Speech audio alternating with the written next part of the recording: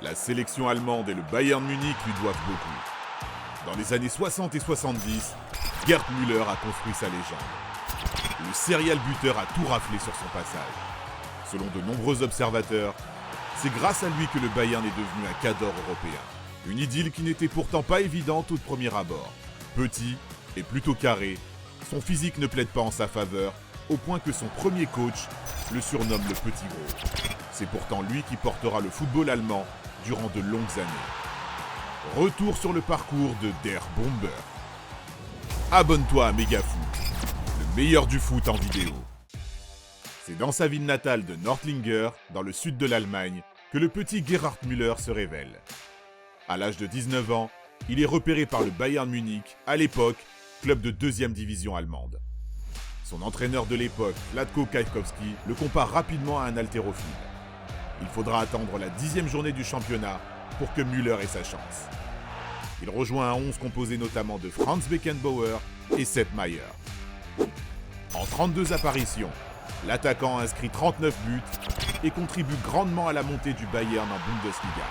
Le club bavarois connaît une première saison d'adaptation, mais remporte la Coupe d'Allemagne. Les prémices d'une grande période de domination. Pour sa 3e saison sous les couleurs de Munich, Gerd Müller explose les compteurs. Der Bomber inscrit 47 buts en 48 rencontres, permettant au Bayern de remporter une nouvelle Coupe nationale, mais aussi un premier trophée européen. Gerd Müller est logiquement appelé cette même année pour la première fois avec la sélection. Le serial buteur est tout de suite décisif, inscrivant 4 buts durant ses 3 premiers matchs. Le bombardier allemand est inarrêtable. Il permet au Bayern Munich de grandir. Le club remporte 4 fois la Bundesliga entre 1969 et 1974. Müller éblouit les pelouses allemandes, mais aussi européennes. Sa mobilité et son sens du but contribuent grandement à la première Ligue des Champions remportée par le club en 1974. Un trophée que les Bavarois vont conserver 3 années consécutives, avant de trôner sur le toit du monde en remportant en 1976 la Coupe intercontinentale. En plus d'un palmarès collectif fleurissant, Gerd Müller remplit son armoire à trophées de nombreuses distinctions individuelles. Der Bomber termine 7 fois en tête du classement des buteurs de Bundesliga. En 1970, il remporte un ballon d'or bien mérité devant l'anglais Bobby Moore. Et en 1972, il explose tous les records en inscrivant 72 buts avec le Bayern. Un record que seul Lionel Messi a réussi à battre 40 ans plus tard.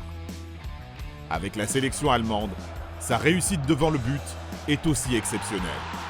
Avec 4 réalisations, il termine meilleur buteur de l'Euro 72 et contribue au premier titre continental de la sélection, avant d'offrir aux siens, 2 ans plus tard, la prestigieuse Coupe du Monde. Müller fait trembler les filets à 10 reprises, inscrivant le but de la victoire en finale contre les Pays-Bas de Johan Cruyff. Partir au sommet, Müller l'a fait avec la sélection allemande, prenant sa retraite après la victoire en Coupe du Monde. En revanche, l'appât du gain va ternir un peu plus la fin de sa carrière en club. Relégué à un rôle de remplaçant à la fin des années 70 en Bavière, il décide d'accepter une offre très lucrative de Fort Lauderdale Striker en 1979. Il continue d'être performant dans la surface de réparation outre-Atlantique, mais ne parvient pas à mener son équipe au sommet.